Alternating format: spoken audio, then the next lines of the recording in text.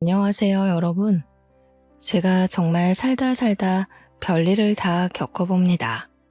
제 나이 40대에 이혼녀가 될 거라고는 생각도 못했을 뿐더러 이런 추잡한 일이 저에게 벌어질 거라고는 상상조차 하지 못했습니다. 누군가에게는 속 터지는 이야기일 수도 있고 혹은 짠하게 들리는 이야기일 수도 있지만 여기다가 풀어놓지 않으면 제 명예 못 죽을 것 같아서 이렇게 이야기를 해봅니다. 참으로 지긋지긋하고 벗어나고 싶기만 했던 생활인데 막상 일이 이렇게 되고 나니까 어디로 가야 할지 길을 잃은 아이처럼 살게 되네요. 제 이야기를 끝까지 들어주신다면 저에게는 더할 나위 없는 힘이 될 것 같습니다. 저는 20대 중반쯤 6살 연상인 남편과 결혼을 하게 되었습니다. 저와 남편의 고향은 경북 상주였고 가부장적인 남편네 집에서 그러니까 시댁에서 어린 마음에 상처를 받으며 고생고생하며 신혼살림을 했습니다. 남편이 그때까지 제대로 된 직장이 없었기 때문에 곶감 농사를 하는 시댁에서 호되게 혼이 나면서 일을 도우며 살고 있었죠. 고생 끝에 낙이 온다고 줄줄이 낙방만 하던 취업이 드디어 성공을 하고 말았습니다.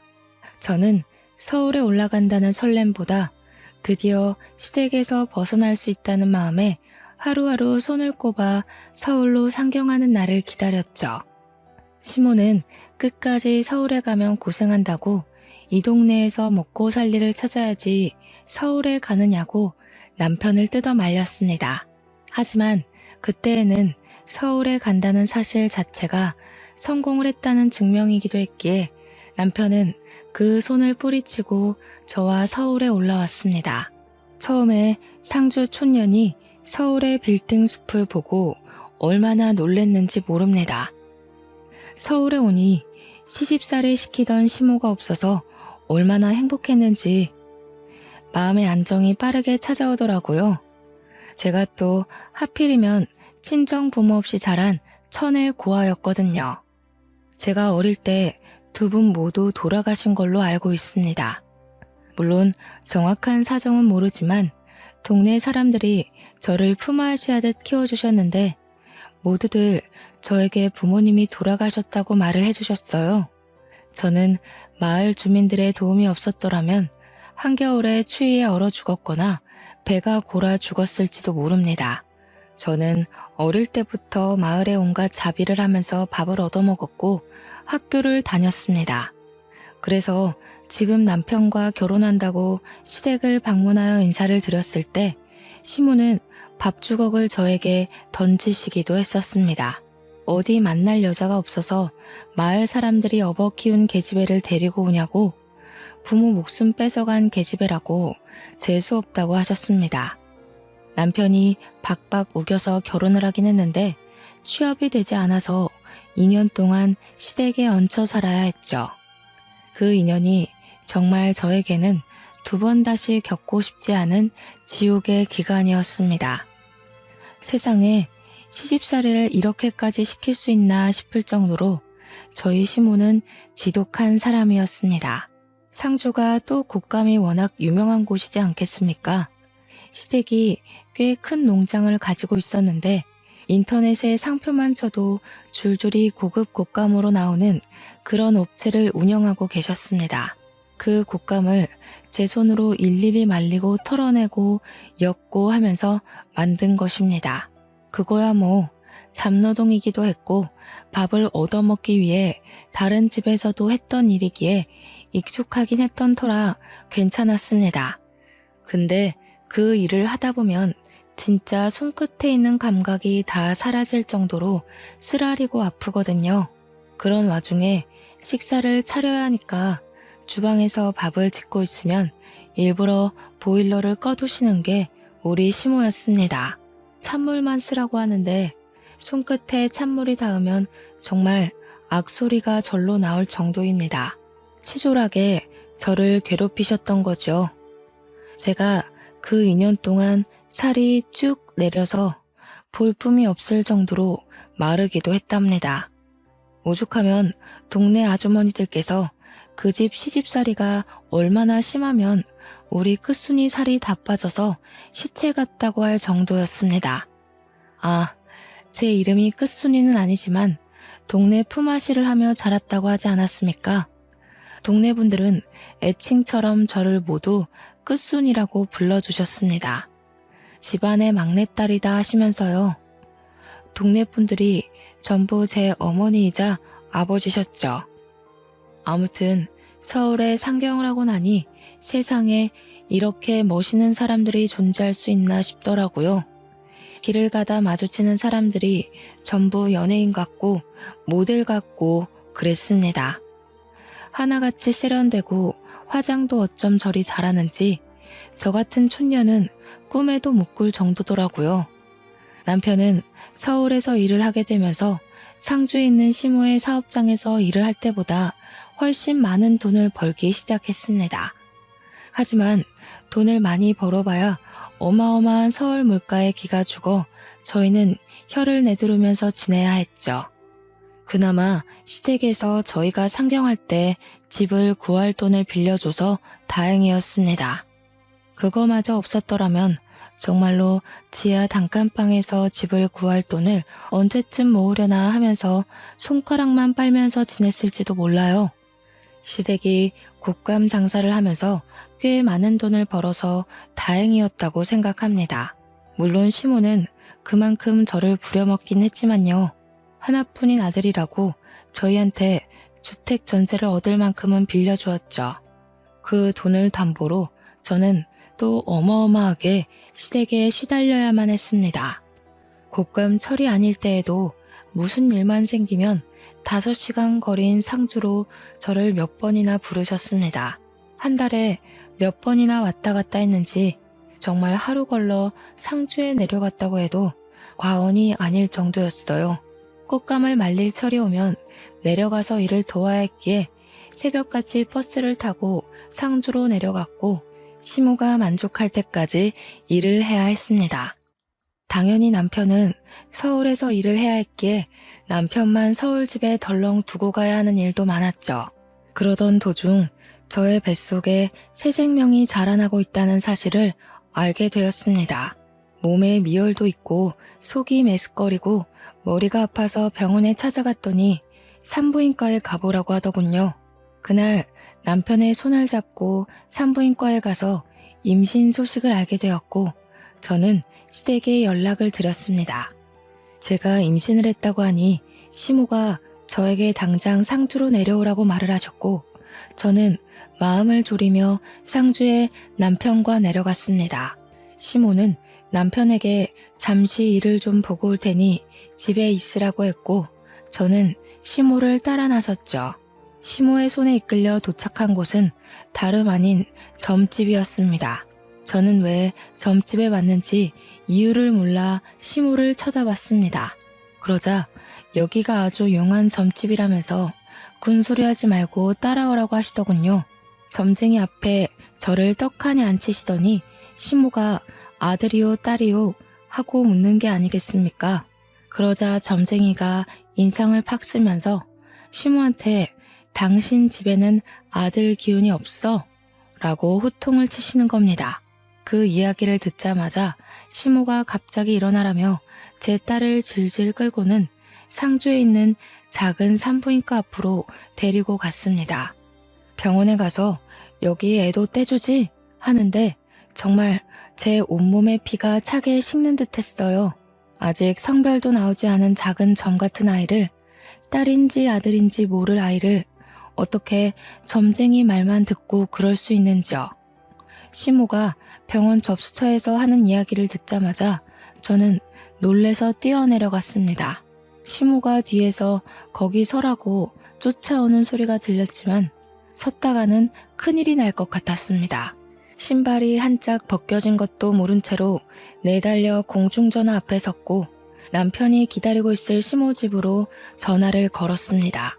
남편이 받자마자 시모한테 이끌려 동네 산부인과에 갔는데 아들 아닌 것 같다는 점쟁이 말에 수술을 시키려 했다고 두서없이 말을 막 뱉었어요.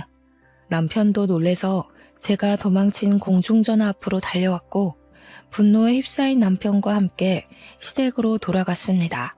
시댁에 도착하니 시모가 마땅치 않은 얼굴로 저를 바라보며 혀를 끌끌 차고 있더라고요.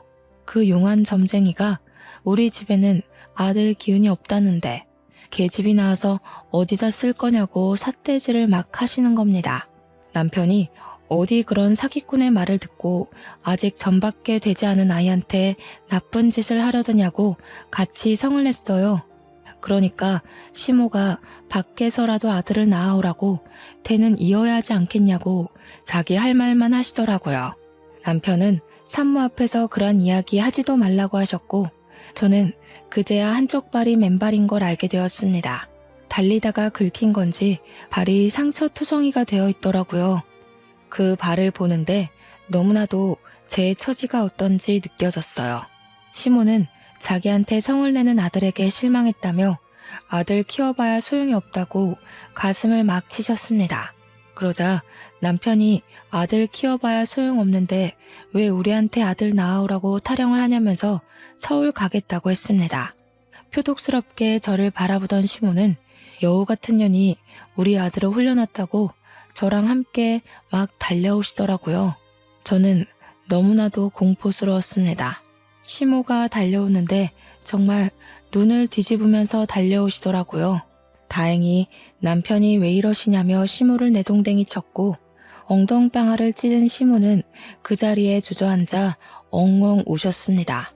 남편은 저에게 미안하다고 계속 사과를 하고 시모는 저한테 애를 당장 지우라고 우리 아들이 힘들게 번 돈 딸에게 쓸 수 없다고 소리치셨죠. 결국 남편은 시모에게 사과하기 전에도 전화도 하지 말고 찾지도 말라고 하고는 저를 끌고 서울에 올라왔습니다. 서울로 가는 차 안에서 남편이 아직 판판한 제 배를 만지며 울더라고요. 이제 시댁에 오지 말라고. 아이를 낳을 때까지는 죽어도 오지 말라고요. 그 뒤로 저는 서울에서 지내면서 어떻게든 시모의 연락을 피하기 위해 노력을 했어요. 곶감 농장의 일이 바빴던 터라 시모가 서울에 올라올 수 있는 날이 없었기에 그나마 다행이었다고나 할까요. 임신 5개월쯤 되었을 때 병원에서 넌지시 아이의 내복은 파란색으로 준비하시는 게 좋겠네요. 라는 이야기를 듣고 나서야 뱃속의 아이가 아들이라는 걸 확신했습니다. 무당이 정말 사기꾼이었는지 아들 기운이 없다더니 떡하니 아들을 임신하고 있었던 거죠. 혹여라도 그날 도망을 치지 못해서 수술대 위에 올랐더라면 우리 떡두꺼비 같은 아들은 만날 수 없었을 겁니다. 우여곡절 끝에 결국 아들을 무사히 낳았고 병실에 누워있다가 잠이 들었는데 누군가 쳐다보는 느낌에 눈을 뜨니 시모가 저를 빤히 보고 있더라고요. 순간 어찌나 놀랐는지 입에서 악소리가 절로 나왔습니다. 시모가 겸연쩍어 하면서 저한테 그러더군요. 그래, 고생했다. 아들 낳았으니까 할 일 다 했다. 하시면서 제 손을 잡는 겁니다. 저는 솔직히 소름이 돋았습니다. 태도 변환이 너무 빠른 것 아닌가 싶었거든요. 저도 말이 곱게 나오지 않았기에 시모한테 어머님이 애 지우라고 할 때 지웠으면 큰일 날 뻔했네요. 하니까 시모가 눈에 쌍심지를 켜고 내가 언제 그랬어? 이러더라고요. 진짜 치매 검사라도 받으셔야 하는 거 아닌가 하는 생각이 들었죠. 자연분만이었지만 꽤 난산을 겪었던 터라 다른 산모보다 이틀을 더 입원해 있었는데 집으로 돌아와서도 시모가 상주에 내려갈 생각을 안 하더라고요. 그러면서 저한테 우리 남편을 낳았을 때 엄청나게 힘들었었다면서 너는 애도 잘 낳는다 하시며 본인 이야기를 하시더라고요. 솔직히 저도 진통이 꽤 길었고 아이가 중간에 걸려서 나오지 않아 엄청 힘들게 애를 낳았었는데 시모가 제 노력은 몰라주고 그런 말을 해서 속이 상했죠. 시모는 아랑곳하지 않고 본인 이야기를 계속 이어갔습니다. 시모는 늦은 나이에 겨우겨우 시부와 결혼을 했고 아이가 바로 들어서지 않아서 고생을 했다고 하더라고요. 2번의 유산을 했고 3번째에서야 겨우겨우 남편을 낳을 수 있었는데 그때가 이미 30대 중반을 넘겨버린 나이여서 시댁에서 엄청난 구박을 받았다고 했어요. 겨우겨우 아들을 낳았으니 목숨 유지하고 살았지 딸을 낳았으면 쫓겨났을 거라고 훌쩍이시더라고요. 그러면서 딸은 전혀 도움이 되지 않는다고 계속해서 이야기를 하시는데 저나 시모나 둘 다 여자 아닌가요? 그냥 그 이야기 자체가 제가 딸을 낳았더라면 널 내쫓았을 거야 하는 이야기로밖에 들리지 않았습니다.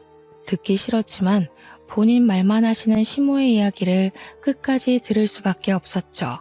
그때는 조리원 같은 게 제대로 되어 있던 시절은 아니었기에 집에서 몸조리를 해야 했습니다. 시모가 상주에 내려갈 생각을 도통 하지 않으니 어쩔 수 없이 집에서 시모와 함께 몸조리를 해야만 했어요. 모유 양이 많아서 전몸살이 땅땅하게 뭉쳐 걸릴 때에 풀어줄 생각은 않고 저한테 잔소리만 하시던 시모. 도무지 누가 누굴 도와주러 온 건지 모르겠더라고요. 거기다가 모유 수유를 할 때마다 자꾸 빤히 보시는데 너무 부끄럽고 부담스럽더라고요. 자기 앞에서 모유 수유를 하라고 우리 손자가 잘 빨아먹는 걸 봐야겠다면서 저한테 계속 이야기를 하시는데 정말 너무 싫었어요. 제가 시모랑 목욕탕도 한번 가본 적 없는 사이거든요. 상주로 내려갈 생각은 전혀 없으시고 자꾸 저를 힘들게만 하시니까 결국 남편한테 도움을 요청했습니다. 어머님이 너무 부담스럽게 하고 사사건건 집안일로 트집을 잡아서 도무지 몸조리를 할 수 없다고요. 그런데 남편이 저한테 그러더군요. 오죽 손자가 보고 싶으면 그런 눈치를 주는데도 여기 붙어 있겠냐고요. 제 편을 들어주겠다던 남편은 아들을 낳자마자 손바닥 뒤집듯이 태세를 바꾸더군요. 몸조리 해야지 하시면서도 손 하나 까딱하지 않으시는 시모 덕에 제가 먹을 미역국도 제가 끓이는 신세가 되었습니다. 시모가 그 정도는 해줄 거라고 생각했는데 제가 미역국을 끓이니 고기를 넉넉하게 넣어야 아범이 좋아하는데 이런 이야기만 하시더라고요. 남편이 퇴근하고 집으로 돌아오면 8시 정도 되는 시간이었거든요. 그러면 저는 이미 일찍 저녁을 먹고 애를 재우고 있는 시간이었단 말이죠. 아무래도 신생아니까 자주 먹고 자주 자고 저도 아이랑 같이 틈틈이 자야 하니까요. 남편이 오는 시간이면 잠에 들 시간인데 그때부터 집안에서 맛있는 냄새가 아주 솔솔 풍기기 시작합니다. 신모가 남편 준다고 그때부터 부지런히 저녁상을 차리는 냄새였죠. 저는 몸조리 해야 된다고 내내 미역국만 먹이시고 그나마 그 미역국도 제가 끓인 거고요. 남편은 바깥일하고 왔으니 몸보신 든든하게 해야 된다면서 갈비찜에 꽃게탕에 난리가 났더라고요. 남편은 제가 뭘 먹으면서 버티는지 모르니까 엄마 손맛이 최고라면서 신나서 어쩔 줄 모르고요. 시모가 또 오죽 남편 입맛을 잘 알겠습니까? 허구한 날 애가 울든 말든 시장 가서 장을 봐오는데 진짜 너무 서럽더라고요. 우는 아이 달래느라 저는 밥이 코로 넘어가는지 입으로 넘어가는지 모르면서 지내고 있었는데요. 어느 날은 애가 새벽 내내 울기 시작하는 겁니다. 배앓이라는 게 뭔지도 잘 모를 때라 그저 아이가 잠투정을 한다고 생각했죠. 동네가 떠나가라 얼굴이 새빨갛게 변할 정도로 자지러지면서 울기 시작하는데 시모가 갑자기 부부 침실에 문을 벌컥 열고 들어오더라고요. 아무리 애가 운다고 해도 그렇지 부부가 사용하는 침실을 노크도 없이 야밤에 벌컥 열고 들어온다는 게 상상이나 가시나요? 그러더니 저보고 성질을 확 내면서 애를 안고 나가라는 겁니다. 제가 네? 무슨 말씀이세요? 하고 물어보니까 남편 잠 못 잔다고 나가래요. 주섬주섬 애를 포대기에 업고 나오니까 거실에 있지 말고 밖으로 나가라는 겁니다. 시모 본인이 남편이 아기 때 울면 그렇게 밖으로 나가서 동네를 몇 바퀴 돌았다면서 저보고 나가래요. 아무리 여름이라지만 모기도 많고 할 텐데 어딜 나가냐고 했더니 저한테 그럼 우리 아들 잠도 못 자고 출근하라는 게야? 난리가 났더라고요. 결국 저는 애만 덜렁 안고 쫓겨나서 어쩔 수 없이 애를 재우기 위해 동네를 3바퀴나 돌았습니다. 그 뒤로는 애가 밤에 울기만 하면 저보고 나가서 애 달래고 오라고 하더라고요. 도대체 저는 잠을 언제쯤이나 잘 수 있는 걸까요? 그렇게 몸조리도 못하고 동네 돌고 밥도 제대로 못 먹고 하니까 결국 제 몸이 망가져 쓰러지고 말았습니다. 병원에서 눈을 딱 떴는데 시모가 혀를 끌끌 차면서 이제는 또 몸이 허약해서 문제라고 하시는 겁니다. 저한테 그래서 둘째는 언제 가지고 언제 낳을 거냐고 돈 잡아먹는 귀신이 붙은 게 틀림없다 하시더군요. 병원에 이렇게 누워있으면 하루에 돈이 얼마가 깨지는지 알고는 있냐면서 저 때문에 남편만 고생하게 생겼다고 하는데 너무 서러웠습니다. 제가 엉엉 울고 있자 의사가 들어오더니 안 그래도 쓰러진 사람인데 자꾸 울면 탈수 온다고 물 많이 마시라고 하더라고요. 그러면서 하는 말이 출산한 지 얼마 안 돼서 영양분을 골고루 많이 섭취하셔야 되는데 영양분이 모자라대요. 현대사회에 영양실조로 쓰러져서 실려오는 사람이 몇 없다고 잠도 못 자고 지금 몸이 말이 아닌 상태라고 하더라고요. 그러면서 멀찍이 있는 제 남편한테 육아도 도와주시고 몸조리도 도와주셔야지요 하더라고요. 생판남인 의사 선생님도 제 편을 들어주는데 진짜 너무 서러우니까 아무 말도 못하겠더라고요. 근데 남편이 거기서 뭘 하는 줄 아세요? 고기 반찬을 그리 먹는데 왜 영양실조가 오지? 하더이다. 악에 바친 제가 막 이야기를 했어요. 그 고기 반찬 어머님이 넣어주지 나는 미역국만 먹었다고. 당신이 미역국 안 먹는 거 알자마자 미역국에 고기 조각도 못 넣게 한다고 막 소리를 질렀습니다. 시모가 저한테 미친 개야? 하면서 난리를 치는데 의사가 고개를 절레절레 흔들면서 고기 많이 드세요 하더라고요. 그날 수액을 다 맞고 퇴원을 하려고 하는데 시모가 보이질 않더군요. 어머님 어디 갔냐 물어보니 상주로 내려가셨다고 남편 보기 부끄러워서 도망을 가신 겁니다. 그 뒤로는 남편이 의사 말이 마음에 걸렸는지 고기 사 먹으라고 돈을 막 쥐어주더라고요. 그래서 원 없이 고기 구워 먹었습니다. 아들이 100일쯤 지나니까 육아도 할만하더라고요. 아이를 키우면서 누가 제일 보고 싶었는지 아세요? 나를 낳아준 부모도 아니고 자기 자식도 아닌데 저를 챙겨주시고 키워주셨던 상주 사람들이 보고 싶더라고요. 우리 끝순이 끝순이 하면서 저를 정말 막내처럼 챙겨주셨던 그 어르신들이요. 산후 우울증이라는 게 이렇게 찾아오는 건지 꿈에도 몰랐습니다. 하루 종일 쳇바퀴 돌듯이 아이가 일어나면 분유를 먹이고 눈 맞추고 놀아주다가 또 분유를 먹이고 울면 달래주고 하루 종일 그러고 있으니까 너무 우울하더라고요. 남편은 바빠서 주말에도 출근하기 일쑤였고 바깥 바람을 제대로 쐬지 못하니 너무 답답했어요. 남편이 돈을 많이 벌어다 주면 뭐합니까? 돈을 쓸 시간이 없는데. 그렇게 아이가 태어난 지 5개월이 지났을 무렵 시댁에서 어김없이 저를 찾는 전화가 걸려왔습니다. 겸사겸사 애도 보고 싶고 제가 할 일이 있으니까 상주에 애 데리고 내려오라고 하시더군요. 꽃감 시기가 다가온 것이었습니다. 남편 보고 같이 가주면 안 되냐고 물었더니 일이 바빠서 도무지 같이 갈 시간이 나지 않는다고 혼자 갔다 오라고 하더군요. 저만 홀로 갓난아이를 업고 짐을 싸서 5시간을 버스를 타고 내려갔습니다. 상주에 도착을 하고 나니 시모가 바로 애부터 빼앗아 들고는 저에게 일을 하라고 하더군요. 시모는 손자를 보느라 정신이 나간 사람처럼 굴었고 저는 하루 종일 쪼그려 앉아서 일을 해야 했습니다.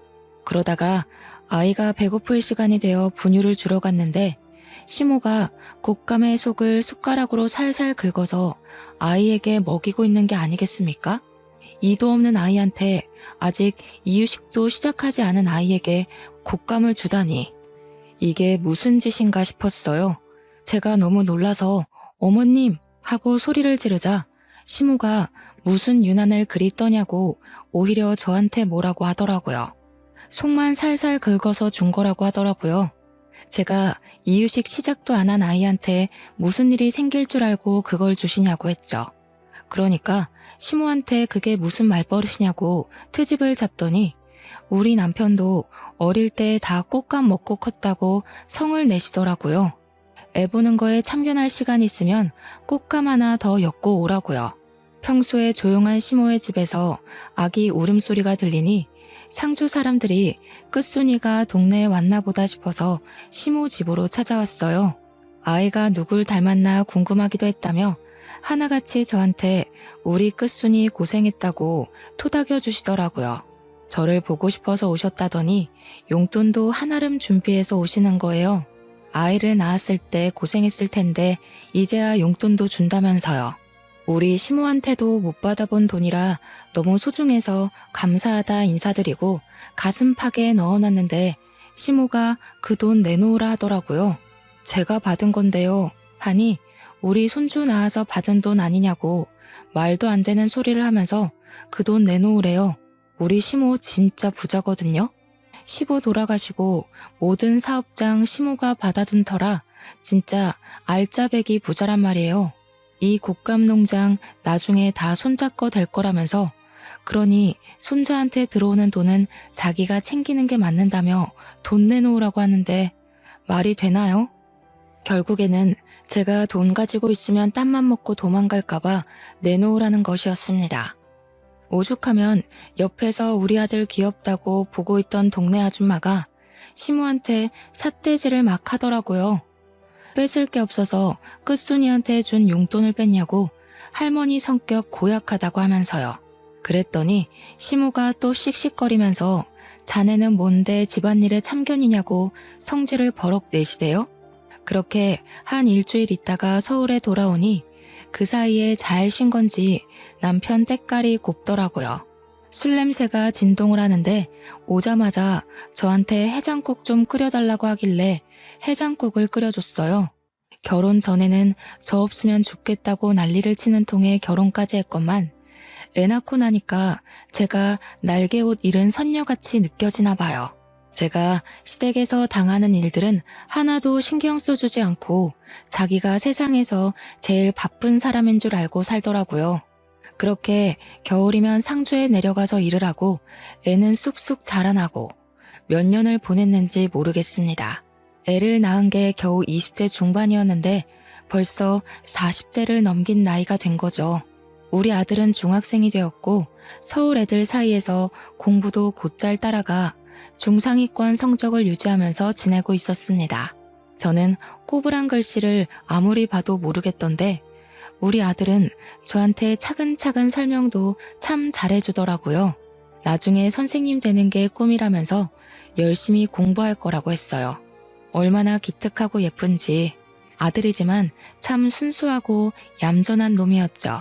하지만 그 행복은 얼마 가지 않았습니다. 집에 큰일이 생기고 말았죠. 바로 평생 동안 저를 괴롭히고 정정하게 살 것 같았던 우리 시모가 풍으로 쓰러지게 된 겁니다. 처음에는 거동도 제대로 못하시는 바람에 집에서 수발을 들어줄 사람이 필요해졌어요. 아들은 중학생이고 남편은 직장 때문에 움직일 수 없고 저 또한 집안일을 챙겨야 하는 입장으로 시모 옆에 내내 붙어있을 수가 없었기에 간병인을 구했습니다. 그런데 시모의 성격이 어찌나 괴팍한지 다들 대충 아시잖아요. 간병인들이 도무지 버텨내지를 못하는 겁니다. 시모가 사사건건 입만 살아서 트집을 잡아대고 욕을 해대고 하니까 간병인들이 도망을 간 거예요. 한 달 동안에만 3명의 간병인이 도망을 가게 되면서 결국 남편은 저에게 부탁을 하더라고요.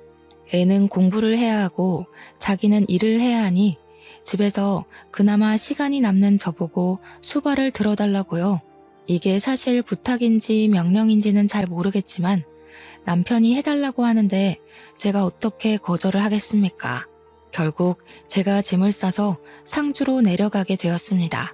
서울에 언제 올 수 있을지 기약 없는 상주행이었죠. 제가 내려가니까 누워서 꼼짝 못하시던 시모가 잘 왔다고 하시더라고요. 그동안 간병인들이 어찌나 하는 일이 없던지 속이 답답할 지경이었다면서 일은 우리 며느리가 잘하지 하시는데 무섭더라고요. 그 말이 칭찬이 아니라 앞으로 내가 널 부려먹을 거다 하는 경고같이 느껴졌어요. 순간 신혼 2년 동안 시집살이를 했던 일들이 새록새록 떠오르대요. 그렇게 옆에서 병수발을 들면서 시모가 거동을 조금씩이라도 할 수 있도록 시모를 끌어안고 움직이기 시작했습니다. 시모가 한번 쓰러지고 나니까 화내는 기력도 예전만치 못한지 저한테 잔소리도 하도 줄이시더라고요. 물론 이렇게 수그러들기까지 꽤 시간이 흐르긴 했죠.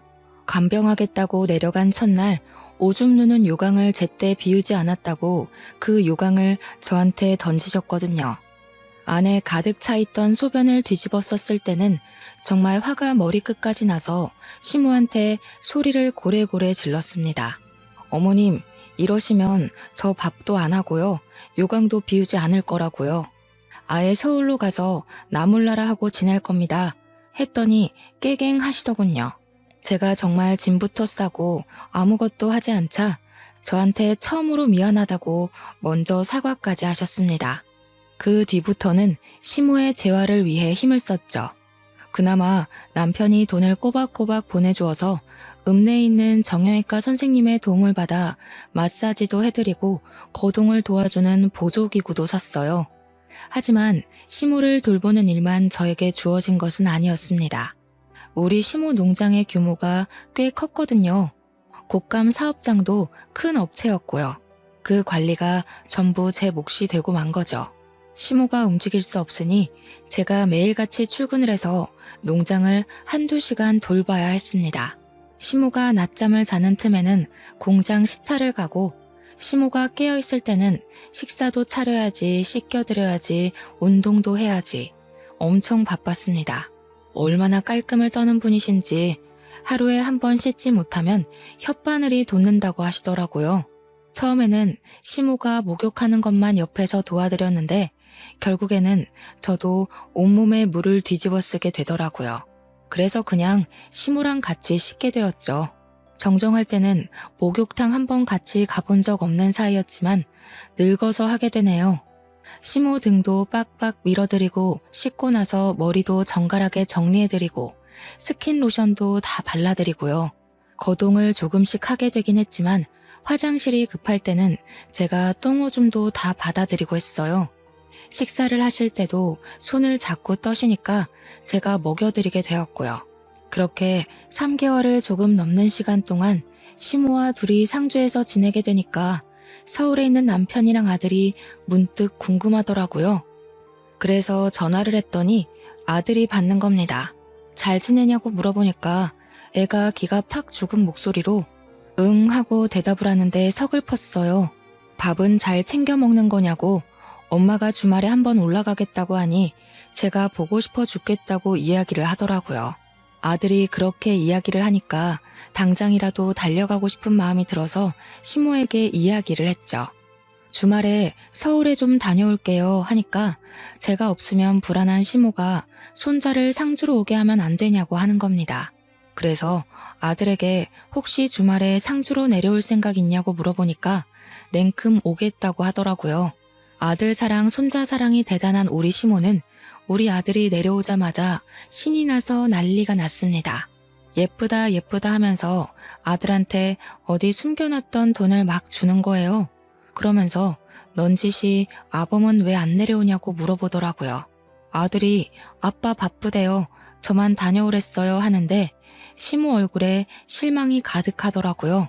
금이야 오기야 키운 아들이니까 더 서운하고 그랬겠죠. 자식 새끼 키워봐야 소용 하나도 없나 하시는데 제 마음이 더 무너지는 것 같았습니다. 그렇게 주말이 지나고 아들이 올라가니까 시모가 너무나도 적적해해서 남편에게 전화를 걸었습니다. 여보, 주말에 상주 좀 와. 어머님이 보고 싶으신가 봐. 하니까 남편이 저한테 자기는 뭐 서울에서 놀고 있는 줄 아냐면서 바쁘다고 아무 때나 전화하지 말래요. 그러더니 전화를 뚝 끊어버리는 게 아니겠어요?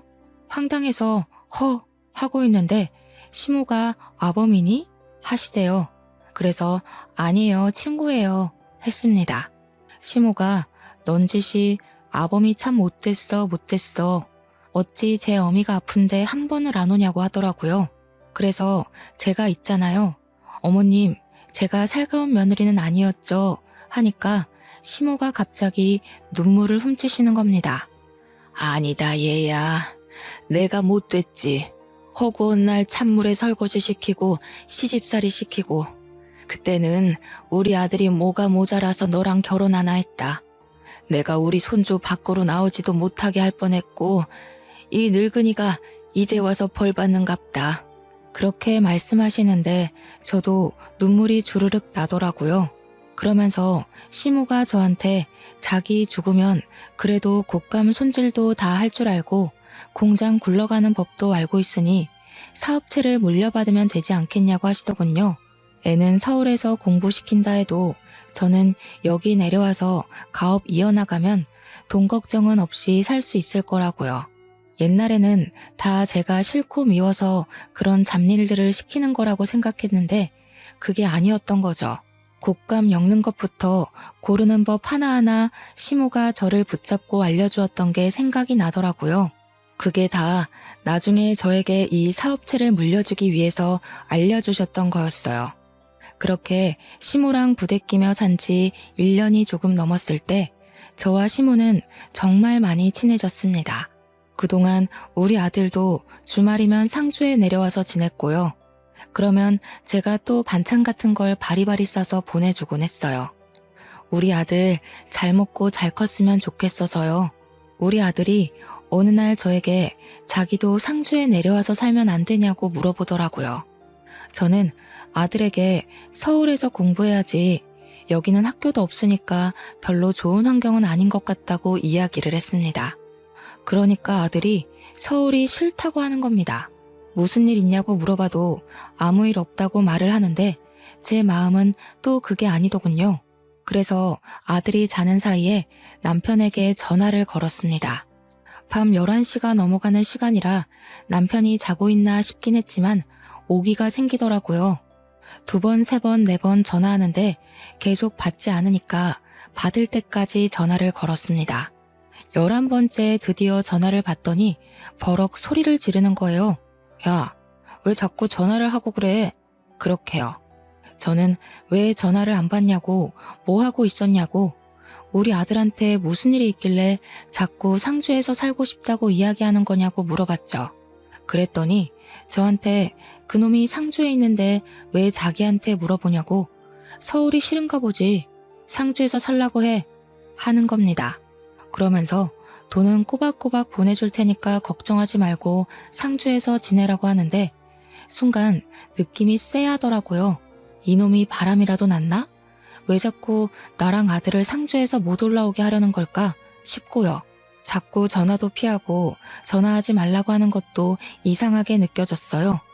전화를 끊고 한참을 전화기 앞에서 멍하니 있었는데 뒤에서 기척이 느껴지더라고요. 아범이 바람이 났다냐? 저는 소스라치게 놀랐습니다. 분명 우리 시모가 자고 있는 걸 확인하고 남편에게 전화를 건 것이었거든요. 한번 잠들면 누가 업어가도 모르게 깊게 잠을 자는 시모라서 안심하고 있었는데 거기다가 시모가 9시면 잠자리에 드시거든요. 시간이 11시가 훌쩍 넘었는데 갑자기 일어나서 말을 거시니 제가 얼마나 놀랐겠어요. 바람이라뇨. 에이, 설마요 어머님. 아범이라면 계집질을 하고도 남지. 지 아비가 그러다가 일찍 죽은 거 아니여. 그 피가 어디 가겠어? 망할 놈의 새끼. 돌 맞아도 싼 새끼 같으니라고. 시모가 남편 욕을 하는 걸 생전 처음 본지라 저는 어안이 벙벙했습니다. 그러더니 저한테 당장 내일 아침 첫 차를 타고 서울에 가서 그놈을 족치고 오라고 하시는 겁니다.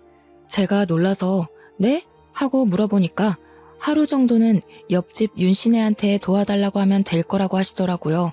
그러면서 아침에 눈 뜨자마자 터미널로 가서 서울에 갔다 오라고 하셨어요. 가서 바람이 난 게 맞으면 발로 차주고 오해가 있는 거라면 다 풀고 오라고 하시더라고요. 그래서 저는 아침에 눈 뜨자마자 윤씨네 아주머니에게 길어야 이틀이라고 시무를 부탁드린다고 말씀을 드린 후 아들과 함께 서울로 향했습니다. 혹시나 싶어서 아들에게 혹시 너네 아빠 바람났냐고 물어보니까 아들 눈동자에 지진이 나더라고요. 알고 보니까 바람난 지 꽤 됐더라고요. 제가 상주를 오고 가고 할 때부터 그런 낌새가 있었던 거예요. 한 번 오면 며칠을 여기서 머물렀으니까요. 그 사이에 집 밖에서 자고 여자를 만나고 했던 거죠. 아예 제가 상주로 내려온 이후에는 집까지 여자를 들이더랍디다. 아들이 미쳤냐고 하니까 아들한테 너만 입 다물고 있으면 된다고 했대요. 저희가 올라간 날이 토요일이었는데 일요일까지 있을 거라고 남편은 알고 있을 테니까 분명히 집을 차지하고 있을 거란 생각이 들었습니다. 그래서 서울에 도착하자마자 집으로 달려가서 문을 벌컥 열었어요. 현관에 난생 처음 보는 하일이 있더라고요. 냅다 안방문을 열었습니다. 해가 중천에 떠 있는데도 안방 침대에서 둘이 누워 자고 있더라고요. 방안 가득 술 냄새가 진동하고요. 온몸이 부들부들 떨리는데 이대로 두고 볼 수 없으니까 화장실에 가서 시리게 찬물을 바가지에 담아 자고 있는 그 두 년놈들을 향해 뿌렸습니다. 둘 다 혼비백산에서 일어나는데 제가 떡하니 버티고 있으니 저승사자 본 사람처럼 놀라더군요. 이 미친 것들이 당당하게 바람을 우리 집 안방에서 피네? 아들, 증거 남겨. 제 말에 아들이 휴대폰을 들고 사진을 막 찍더라고요. 남편이 이게 무슨 짓이야? 하면서 저한테 당장 나가라고 소리를 치는 게 아니겠어요? 도대체 제가 왜 나가야 하는 건지, 불륜을 저지르고도 저리 뻔뻔할 수가 있나요? 차라리 잘 됐네. 이참에 이혼하자. 안 그래도 어떻게 말을 해야 할지 고민했는데 내 새 여자가 임신을 했거든. 그러니까 우리 깔끔하게 갈라서 자고. 알겠어? 네가 낳은 아들은 내가 포기해 줄 테니까 둘이 잘 먹고 잘 살면 되겠어. 저한테 너네 둘이서 잘 살아봤자 얼마나 잘 살겠냐마는 이러면서 나가라는데 진짜 바보같이 눈물이 나더라고요. 그 길로 아들과 저는 짐을 싸서 상주로 내려왔습니다. 시모를 보자마자 무슨 정신인지 엉엉 눈물이 나더라고요. 상간녀가 있더라. 그 여자가 임신을 했더라. 나한테 이혼하자더라 했어요. 시모가 한숨을 푹 쉬더니 저한테 이혼해라 하시더라고요. 돈은 넉넉하게 줄 테니까 뒤도 돌아보지 말고 서울 가서 살아 하시는데 제가 가면 시모는 누가 돌보냐고 그 여자가 와서 수발될 것 같냐고 했죠. 그러더니 시모가 남편에게 전화를 걸어서 그 다음 주에 그 여자 데리고 한번 와봐라 하시는 겁니다. 저는 이게 무슨 상황인가 싶어서 눈만 동그랗게 뜨고 있는데 시모가 또 어딘가에 전화를 하더니 지금 당장 와주소 하시더라고요. 무슨 일인지 몰라서 멍하니 서 있는데 1시간쯤 지나니까 시내에서 변호사 사무실을 운영하는 변호사님이 찾아오셨어요. 시모가 유언장을 좀 쓰고 싶은데 증여도 가능하죠? 하시는데 저랑 아들은 무슨 상황인지 몰라 가만히 있었죠. 내가 이 집이랑 곡감 농장을 전부 우리 며느리한테 주고 싶은데 며느리한테 줬다간 아들한테 뺏길 수도 있어? 그러니 변호사님이 제가 먼저 사망을 하게 되거나 소송을 걸게 되면 그럴 수 있다고 하시면서 손자에게 증여를 하면 괜찮다고 하더라고요. 시모는 곰곰이 생각하더니 그렇게 하겠다고 하셨습니다. 저와 아들은 소스라치게 놀랐죠. 그러면 증여세를 내가 내더라도 우리 손자한테 증여합시다. 세금 문제는 내가 알아서 다 할 테니까 어디로 내야 하는지만 알려줍소. 그러더니 시모가 우리 아들의 손을 꼭 잡고 이야기를 하시더라고요. 아가, 이거 니 다 주마. 절대로 너희 아비한테 뺏기지 말고 단단히 들고 있어. 그렇게 일주일 동안 어머님은 바쁘게 변호사님과 상의를 해서 모든 명의를 아들의 명의로 돌려주셨습니다. 그리고 약속했던 날짜에 남편과 상간녀가 상주로 찾아왔습니다. 저와 아들을 보더니 여기서 기생하고 있었냐고 하더라고요. 우리 시모가 힘이 잘 들어가지도 않는 손으로 요강을 번쩍 들더니 소변이 가득 차 있는 요강을 남편과 상간녀에게 던졌습니다. 오줌을 뒤집어 쓴 둘은 이게 뭐야 하면서 난리법석을 떨었죠. 이 버러지 같은 것들아.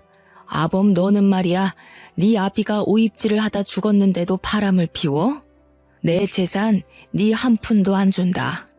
내가 우리 손주한테 다 증여했으니까 2번 다신 상주 땅에 발도 들이밀지 말어. 제 뱃속에도 어머님 손주가 있는데요. 저 자식이 내 자식이 아닌데 그게 어찌 내 손주가 될 수 있소. 우리 집에 아들 기운 없다 하더니 이게 내 아들이랑 절연하라는 소리였는갑소. 너희 뱃속에 애도 분명 고추 안 달렸을 거요. 당장 내 눈앞에서 썩 꺼져. 오줌 뒤집어 쓰고 남편은 씩씩거리면서 엄마 죽으면 재산 못 찾아올 것 같냐고 패드립을 치더라고요. 변호사가 우리 아들한테 증여하면 증여세를 2번 물고 준 거라서 절대 못 찾을 거라고 했지만 알려주진 않았죠. 저는 결국 남편과 이혼을 했어요. 상간녀가 임신해 있었기에 이혼을 해주지 않고 버텨볼까 했지만 시모가 뭘 질질 끄냐고 하시더라고요. 그리고 아들이랑 아예 상주로 내려와서 곶감 농장을 운영하며 시모의 병수발을 들었지만 2년 뒤 겨울에 시모가 돌아가시게 되었습니다. 시모가 그렇게 가시고 아들이랑 저랑 장례 준비까지 다 끝냈는데 남편이 상주에 오더니 재산 정리를 하자고 하더군요. 너 줄 재산 없다고 변호사님이랑 이야기하라고 했어요. 남편은 변호사가 준비한 서류를 죄다 훑더니 정말 시모 명의로 된 재산이 하나도 없는 걸 보고는 부들부들 떨더라고요. 근데 더 웃긴 건 상간녀가 애를 안고 쫓아 내려왔는데 그 애가 딸이더군요. 콩고물 하나 못 얻어간 전 남편이 어떻게 살고 있는지는 그 뒤로 소식을 전해 듣지 못해 모르겠습니다. 저는 시모가 물려준 농장을 잘 운영해가며 아들과 함께 행복하게 살고 있습니다. 동네 사람들도 끝순이 돌아온 걸 축하한다고 저를 2팔 걷고 도와주신 덕분이죠. 우리 시모 하늘에서 다시 만나는 그날까지 저를 응원해 주실 거라 믿고 오늘의 사연은 여기까지 올려보도록 하겠습니다. 감사합니다.